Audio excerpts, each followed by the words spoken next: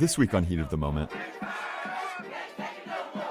how the term just transition went from a niche idea in the American labor rights movement to a global call for economic, social, and environmental transformation.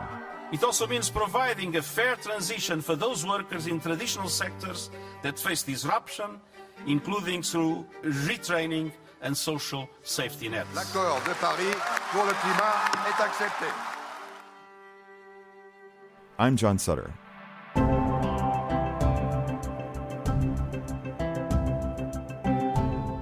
This season, we're taking a hard look at a concept called just transition. As we ditch fossil fuels, which we must do as fast as possible, who is affected by the shift? Who is benefiting? Or who should benefit? What's fair? And who should front the money to get all of this done? It is not only about jobs, it is about industrial restructuring so that no one is left behind in this ecological transition. That's Moustapha Kamal Gueye, the global coordinator for green jobs at the International Labor Organization at the United Nations. He spends his days thinking about how to protect workers in this green transition. And for him, this is about way more than just a paycheck. And it is not only workers that have issues at stake, it is also enterprises that must innovate, work differently, produce goods and services differently, and manage their workforce differently. It is also about communities that own resources that need to be diversified. They have to find different ways to generate wealth and economic activity. The impacts of these upheavals will be distributed unevenly. All of us are going to be affected, but some will be impacted more than others. Places like the Mpumalanga region of South Africa, which we heard about in the last episode, will be hard hit by the transition away from fossil fuels. The workers in the companies that employ people there will be gravely affected, yes, but it's also about the small businesses that support them, the lunch counters that feed them. Even schools and other government services can be wiped out when tax revenues dip or go away. An entire town can shut down. Places like North America and Europe may have the financial solvency to help buffer this transition. But developing countries will need some help. Take the case of a country like South Africa, heavily dependent on coal. That is the same for India. So therefore, some regions and countries will have to be doing much more because of their dependence on particular fossil fuels from which the world needs to phase out. Which means that unless these emerging economies are part of the global effort, it is just materially going to be impossible to achieve the objectives of the Paris Agreement. The historic 2015 Paris Agreement included the term just transition for the first time. The agreement serves as the global community's guide to reaching net zero carbon emissions sometime around the year 2050. And so it's significant that the just transition framework was embedded in the very document that will guide countries' climate change policies. The benefits of making this transition could be huge. The International Labor Organization, where Gueye works, says that there could be as many as 24 million more jobs created by 2030 if the Paris Agreement is fully implemented. An additional 70 million jobs on top of that if we transition in a way that takes social and economic well-being of whole communities into account as well. Still, that doesn't do much to assuage the concerns of workers who are dealing with job losses now. When there is this collective engagement, a dialogue process that can build consensus, it is possible to find pathways, but it's not an easy process if left alone for workers or enterprises alone to deal with it. And so we head back to the front lines of this transition. That's where reporter Elna Schutz hit the road to attend a town hall meeting in a coal-rich region of South Africa.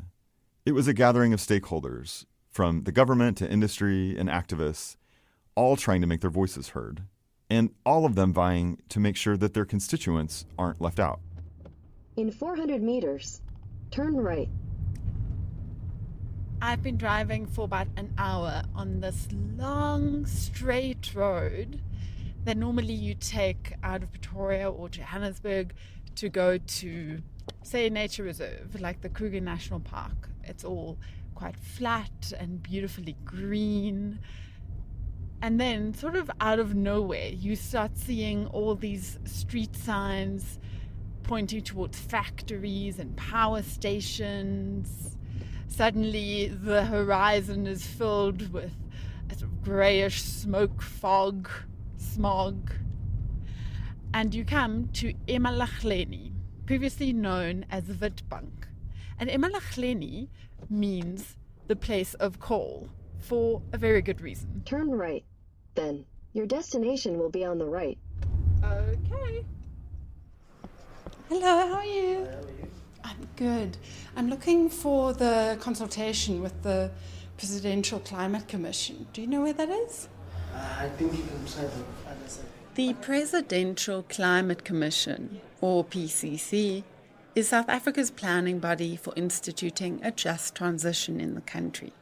A group of ministers, officials, civil society activists, and researchers have been working for almost 2 years on developing a framework and actively making the country more climate resilient.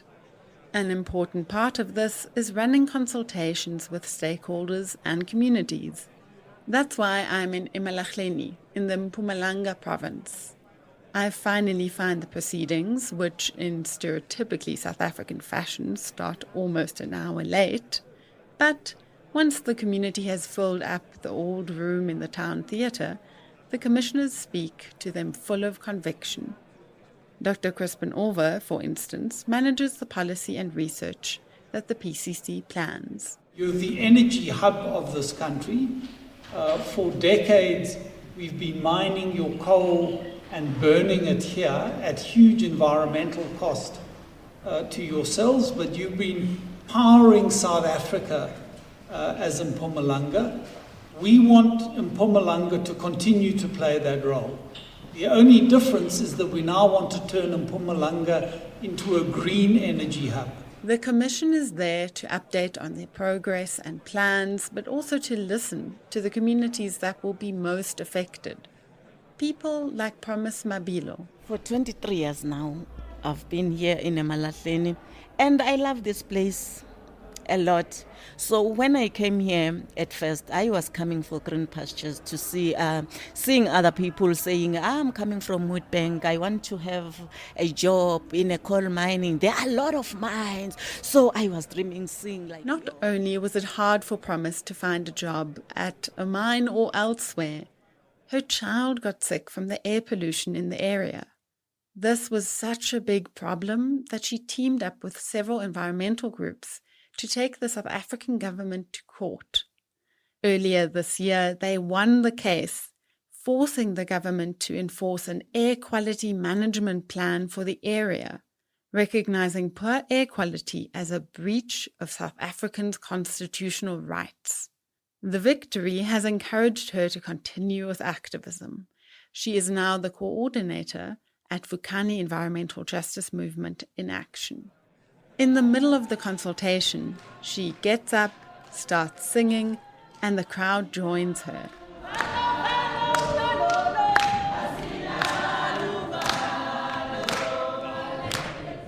It might sound like a celebration, but it's not. Singing has long been a tool of protest, or even mourning in South Africa.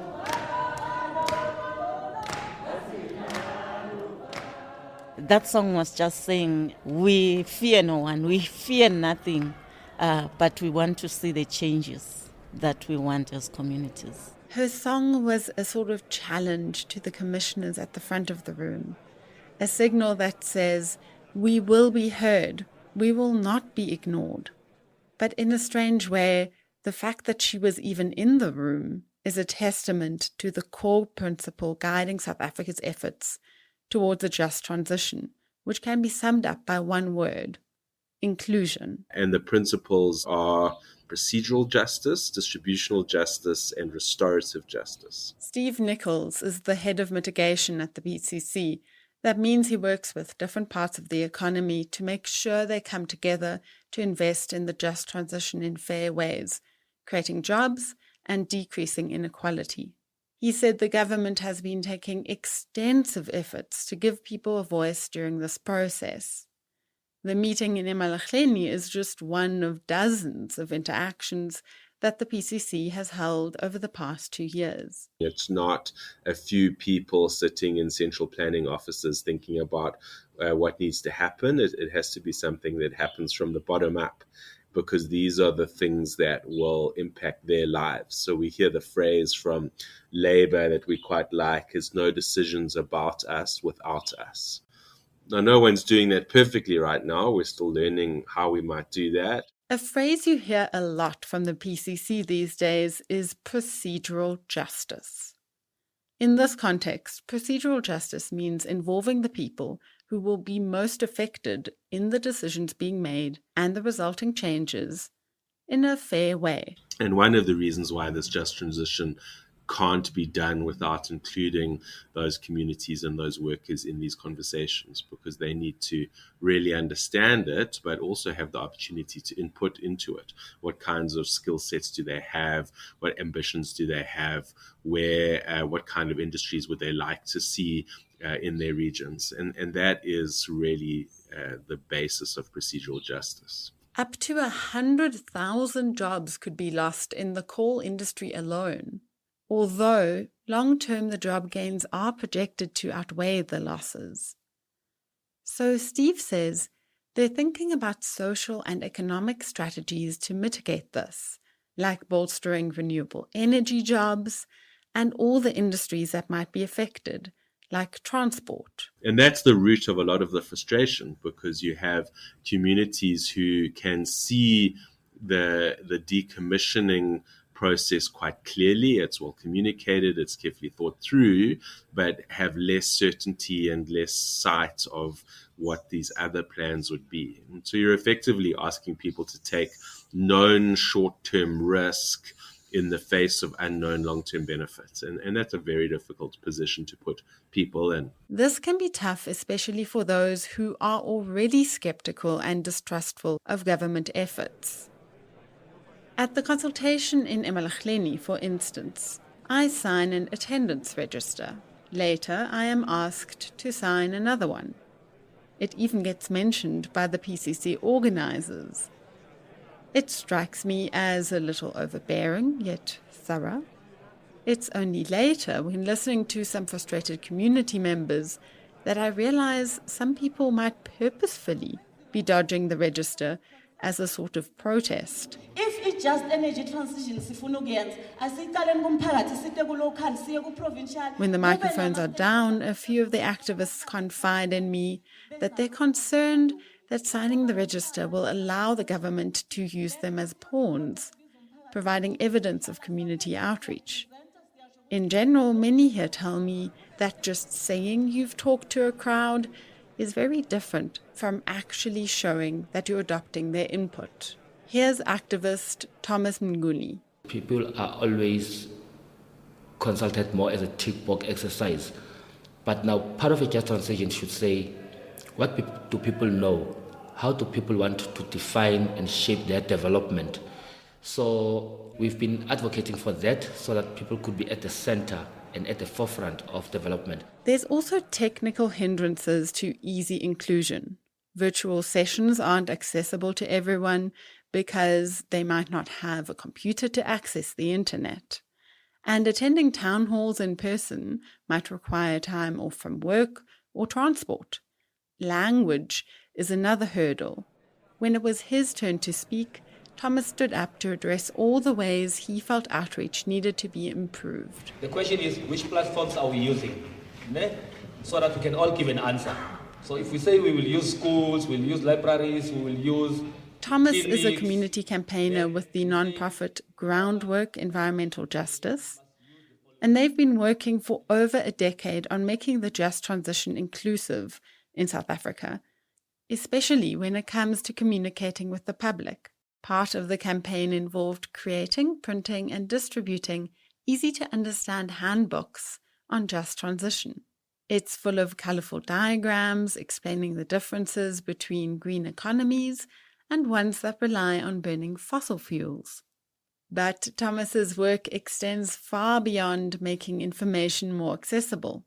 He's also pushing for more of a say on how just transition funds are being equally allocated. This November, the South African government released a plan that details how it will spend the $8.5 billion pledged to the country by a consortium of developed nations in order to help facilitate the just transition. He is worried about what he sees on the ground, like needs for water, healthcare, and jobs not being met. Look, right now there's a high level of mistrust, I would put it, especially when it involves money. Positioned in between both literally and figuratively the government and the community at today's meeting is Emalahleni Mbodi. He has the distinction of representing workers at NUMSA, that's South Africa's Metal Workers Union, but he's also on the Presidential Planning Commission. We have seen some very good documents, but the implementation is what people want to experience. While he agrees with Thomas that it's sometimes hard for the government to really understand the needs of all the various stakeholders, he's more optimistic about the plan's ability to create positive change for South Africans. So we believe it is implementable. But the fear is correct. You can have Lamborghini plans and pedestrian implementation. While he cautions that the process needs time, others worry things won't happen fast enough. David Lepage runs Fossil Free South Africa, a campaign for fossil fuel divestment. There's a tension between the transition being what it should be, which is to a fossil-free economy, and those who are using the just energy transition narrative to essentially slow decarbonization. David's group has multiple concerns. They're worried that some stakeholders, even within the government, don't really want to move away from fossil fuels, and having a long, complicated transition process is convenient.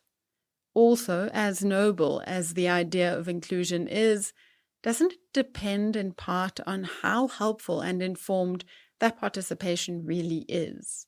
And in South Africa, we're in a country where up to 48% of people are de facto climate deniers.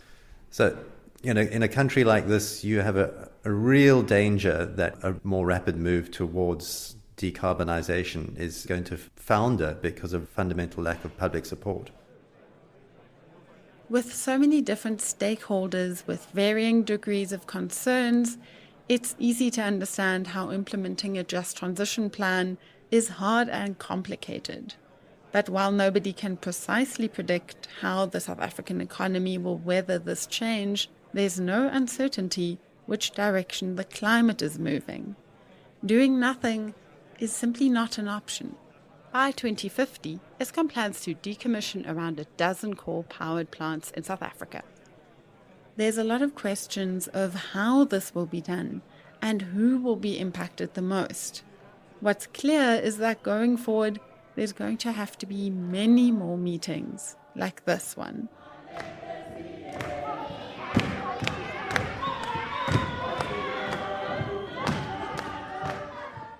That was Elna Schutz reporting from South Africa. India is the world's second largest coal producer and, like South Africa, heavily reliant on this fossil fuel to power its communities and economy. Because of this reliance, India pushed back during international climate talks, calling for a longer timeline to reach net zero. The plan is to decarbonize by 2070, and yet they're actually increasing coal production in the short term. This is a big deal. India is home to 1.4 billion people and is the fourth largest carbon-emitting country in the world. So figuring out how to transition India will be crucial for meeting the planet's carbon reduction goals. Sandeep Pai is a leading expert on a just transition in India and a researcher at the Center for Strategic and International Studies in Washington, D.C. He knows what it's like to live in these coal-reliant communities.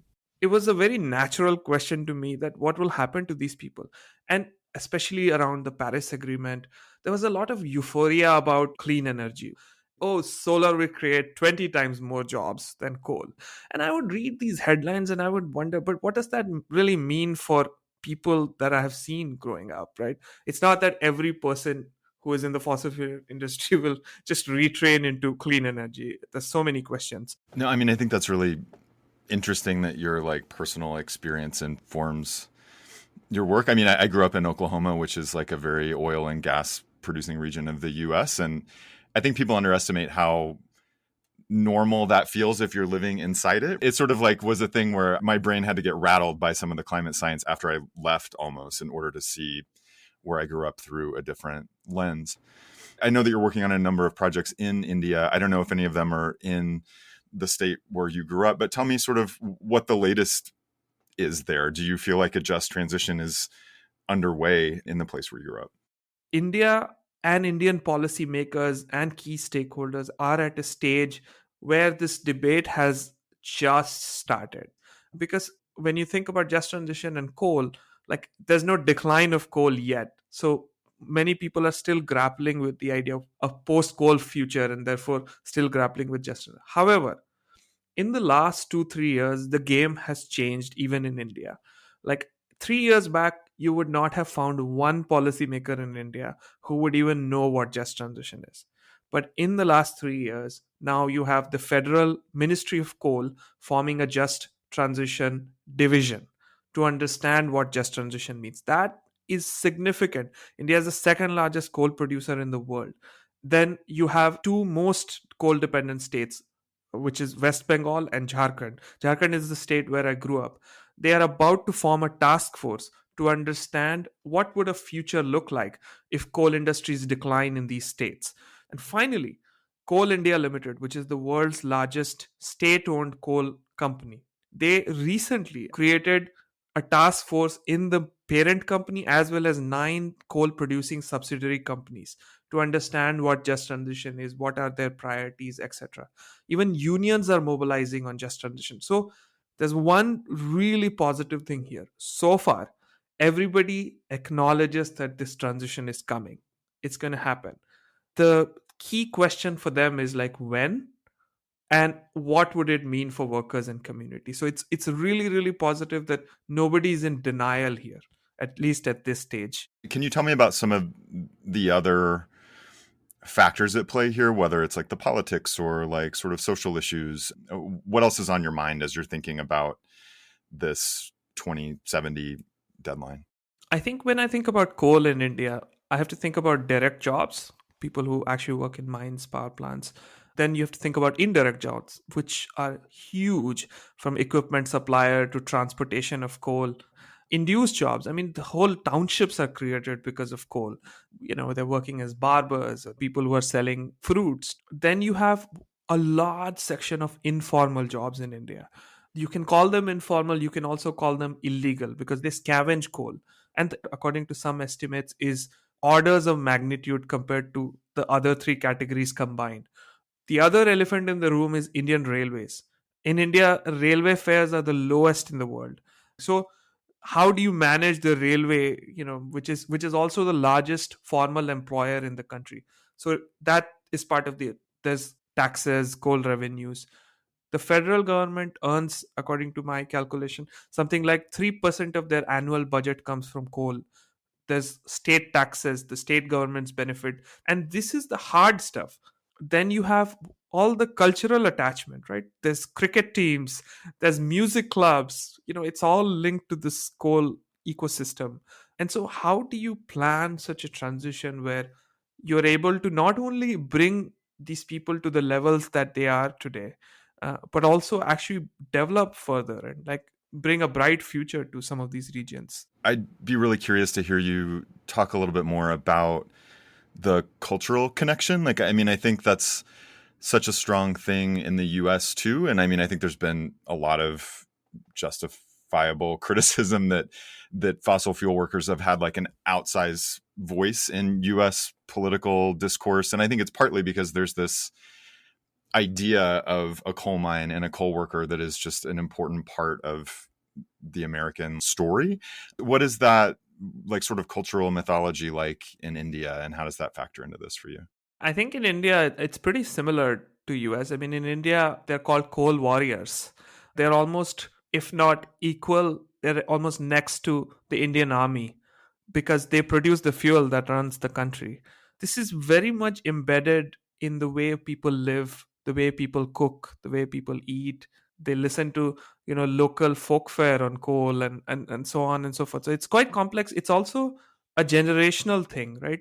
A lot of people have been doing this for 3 generations, 5 generations. And also, I mean, people marry, because somebody is a coal miner's son, they would marry somebody who's a coal miner's daughter, or, whatever. So it's just hard to untangle. And I have never found a solution of how do you integrate just transition to the cultural question. How do you create other industries that can actually inspire people to maintain some of this cultural stuff? No, I mean, that's like totally fascinating. And hearing you describe it, it's just like all the more complicated to have this transition take place at all, much less make it a just one, right? Like, and I'm wondering how you begin to think about that, or maybe like the more productive way to ask that question is like, what is needed? Like, what are the steps that you would want to see taking place to know that that transition is going to happen, and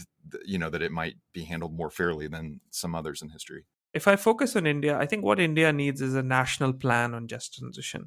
Then each state needs to create an implementation plan. India has 6-7 states that will be deeply impacted as a result of any coal transition.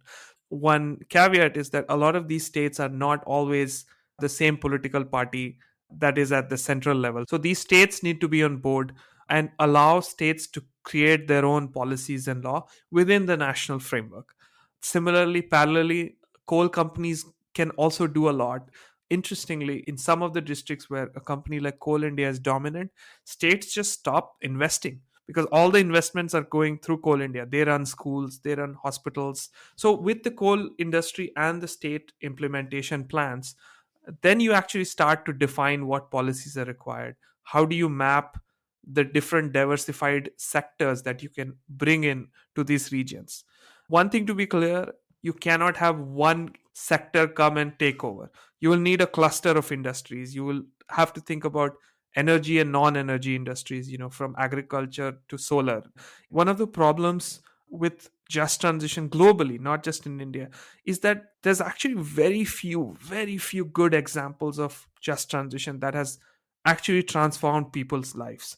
At best, some worker has been compensated, some older workers have retired and got some money, etc. But at scale, the scale that we are talking about, there's very few examples. So it's very important to articulate that this is real, perhaps even articulate what a new future could look like, show examples. People can't imagine a life without coal. If you can do that in 1 or 2 districts in India, that will have a significant impact going into the future when we will deal with the larger transition. I mean, if you were trying to like sell the idea of a just transition to a coal worker in India, what would you say to them? I mean, I think it's a difficult conversation. So first, acknowledge that they're doing an important job. They're providing the fuel, but they also suffer from health impact.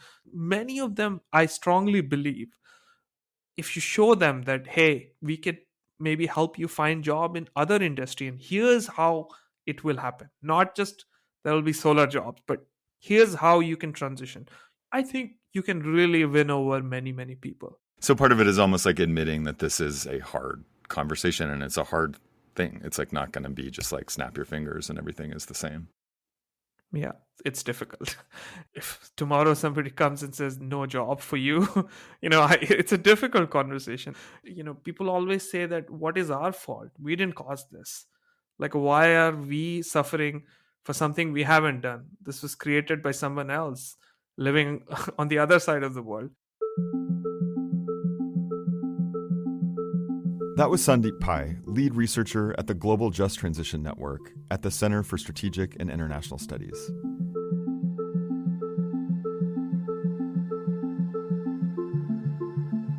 These aren't small shifts we're talking about here, and they won't be cheap. How do we get there, and who pays, or who should pay, for the transition to cleaner energy? Next week, we take you to the global climate talks that were held late last year in Egypt. To hear how the global community is coming together to create a new fund to help developing countries grapple with climate change.